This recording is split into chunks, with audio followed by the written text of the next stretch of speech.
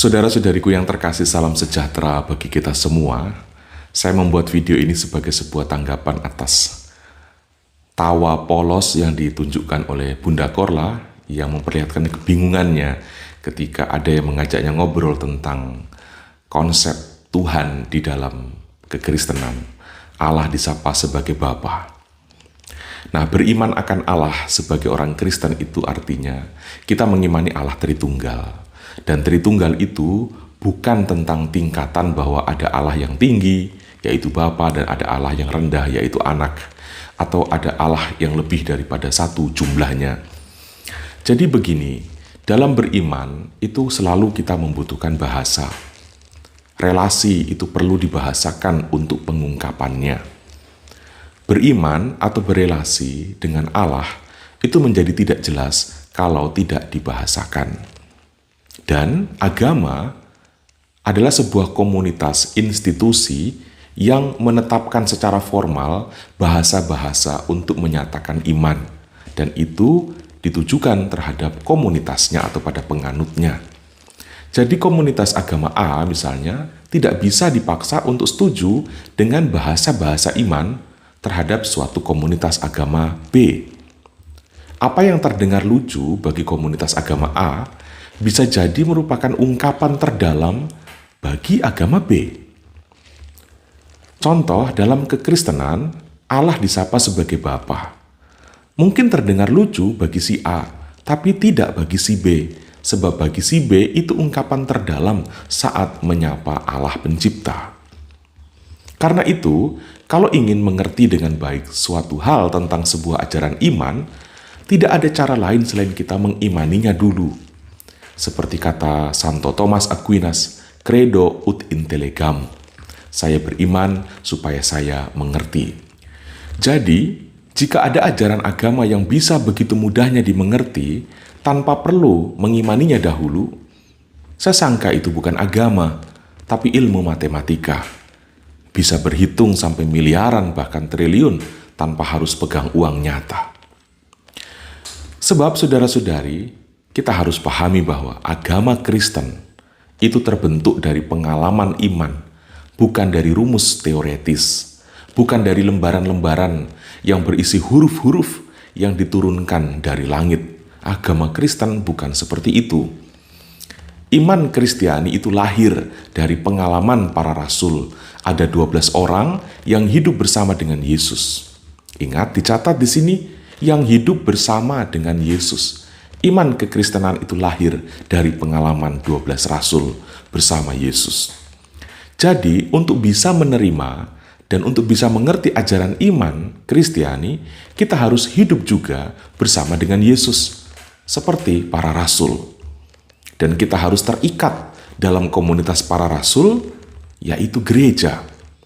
Karena tidak ada Yesus di luar gereja. Kalau ingin kenal Yesus yang benar, masuklah dalam gereja. Inilah yang disebut inisiasi bagi orang yang mau jadi Kristen. Dalam tata cara orang Katolik, jika ada orang yang mau jadi pengikut Kristus, maka orang tersebut wajib ikut tahapan-tahapan. Ada katekumen, ada pembaptisan, ada krisma, ekaristi. Prosesnya panjang. Ya, seorang bayi saja tidak langsung mengenali ibunya ketika dia dilahirkan. Meskipun ia minum ASI dari ibunya. Hidup tinggal bersama adalah kunci untuk mengenali. Beriman itu berarti mengenal, proses pengenalan. Jangan mengandaikan kita langsung kenal Yesus. Jangan merasa sudah Kristen ketika kita mampu melawan Islam. Banyak orang yang pindah ke Kristen tampil untuk menghina Islam. Saya menjadi sangat heran sebenarnya karena orang-orang itu belajar tentang Yesus dari versi yang mana. Saya sangat menjamin kalau di Katolik tidak akan terjadi hal yang seperti itu. Kita kembali saudara-saudari. Iman Kristiani itu mengajarkan firman Allah itu jadi manusia. Allah memiliki sabda atau firman, dan firman itu jadi manusia, dan itulah yang kita kenal dengan Yesus Kristus. Firman Allah adalah diri Allah itu sendiri. Firman itu menyatakan diri bukan di telinga orang, tetapi dalam kehidupan nyata orang. Nah, ini penting. Sekali lagi, firman Allah itu menyatakan dirinya bukan di telinga, tetapi dalam kehidupan nyata. Dan dalam keadaan sebagai manusia, Yesus memiliki visi yang disebut Tritugas Yesus, yaitu imam, nabi, dan raja. Maka dalam perjalanan Yesus, kita akan menjumpai 3 tugas yang dia lakukan ini. Dia tampil sebagai nabi yang berkeliling, mengajar, mengecam, meneguhkan, dan lain-lain. Dia menyapa Allah dengan sebutan Bapa. Dia akhirnya digelari juga sebagai anak. Ia mengorbankan diri, menguduskan. Dia melayani, dan lain sebagainya. Semua yang Yesus buat adalah misi Sang Firman Allah. Firman yang biasanya, seperti saya katakan tadi, hanya menjadi konsumsi telinga, kini menjadi konsumsi seluruh panca indera. Inilah misteri iman Kristiani. Kalau ingin mengalami sabda Allah yang hidup, itu Anda akan jumpai di dalam kekristenan. Allah bukan hanya ditangkap dengan telinga, tetapi dengan seluruh panca indera kita. Kita melihatnya, kita menghirupnya, kita mengecapnya, dan kita merasakannya. Melalui mata, hidung, lidah, kulit, dan telinga, kita mengalami sabda Allah. Sabda Allah menjadi lengkap dirasakan dan dialami manusia di dalam kekristenan.